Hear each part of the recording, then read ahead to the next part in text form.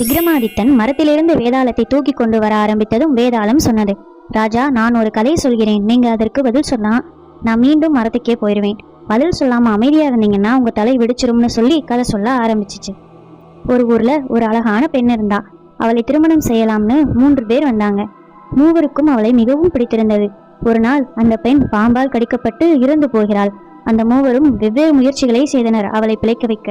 முதலாம் அவன் அவளை உயிர்ப்பிக்கும் புத்தகத்தை தேடி அலைகிறான். 2ஆம் அவன் அவளுடைய உடலை தீயிலிருந்து காப்பாற்றுகிறான்.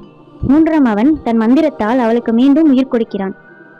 இப்போது பெண் உயிர் பிழைத்து வருகிறாள். ஆனால் யாரோடு திருமணம் செய்யணும் என்று வேதாளம் மன்னனிடம் கேட்டது.